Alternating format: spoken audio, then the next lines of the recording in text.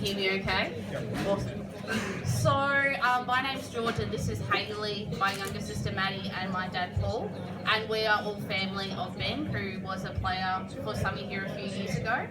I just want to tell you a little bit about Ben. Ben was 22, he was a third year apprentice plumber. He was the life of the party. If you dared him to do something, he would do it for money, food, didn't matter.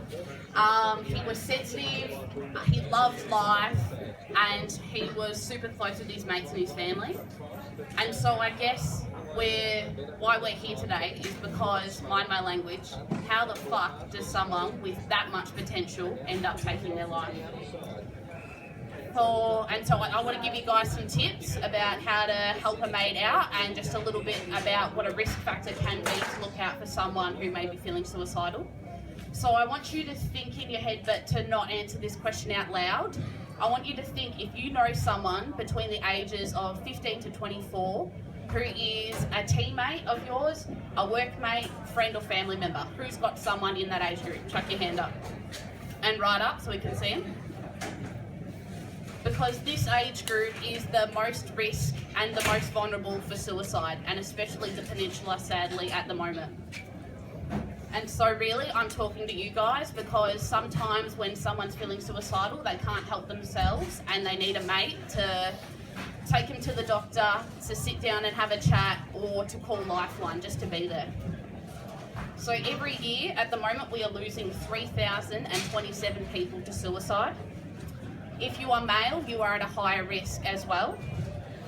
And suicide is complex, but basically sometimes things that can trigger this are a breakup, if they've been in the trouble with a law or work, if they've experienced bullying or they've had a recent loss.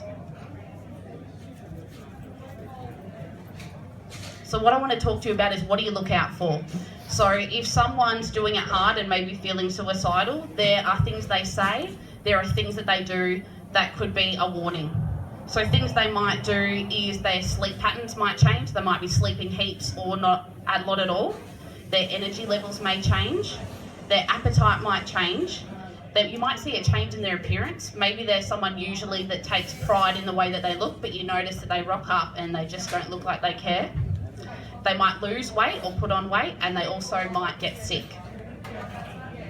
They also might say things like, everyone would be better off if I wasn't here, or say stuff like that, or even say, I'm having thoughts of killing myself. So what do? If someone says that to you, it is never a joke and you need to take it seriously. If you're with that person, you need to stay with them, and you can call Lifeline or on 13 11 14, or you can also call the police if you are worried. Please don't leave them alone. How do we stop this? Education. So one of the biggest preventative factors of suicide is for someone to have a place where they belong, just like Somerville Football Club, just like Frankston, Bombers, whatever it is for them. Some other things that we need to do is be able to have open conversations. So I want to give everyone the message that if you do one thing walking away from here today, it's to ask your mates, your family and your teammates if they're okay, and if they're not, to get them some help. Thank you.